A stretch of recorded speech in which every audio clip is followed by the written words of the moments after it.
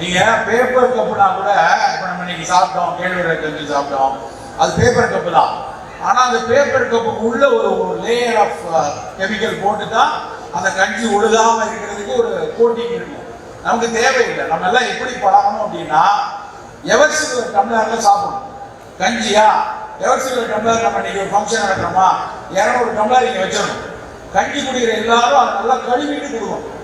கழுவி வைக்கணும். நான் இப்போ திருப்பாவத்தை என்னை கூட்டு ஒரு ஏவத்தலாம் வரையை கூட்டு போனாரு. அந்த இடத்துல தண்ணி குடிக்கிறதுக்கு ஒரு இது இருந்துச்சு. அந்த இதில் எவர்சிலர் டம்ளர்ல தான் இருந்துச்சு.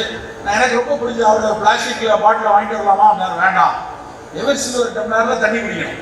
நம்ம ராக்கெட் ஏற்றலாம், ஆனாலும் நம்மளால எவர்சிலர் டம்ளர் தான் நம்ம பயன்படுத்தணும். அதை கழுவி வைக்கணும். நம்ம எல்லா மாற்றங்களையும் நம்ம வீட்டில் இருந்து தான் கொண்டு வரணும். நம்ம எந்த சூழலையும் ரசாயனங்களோ இந்த மாதிரி பிளாஸ்டிக் பேப்பரோ குப்பையோ நம்ம உருவாக்க கூடாது.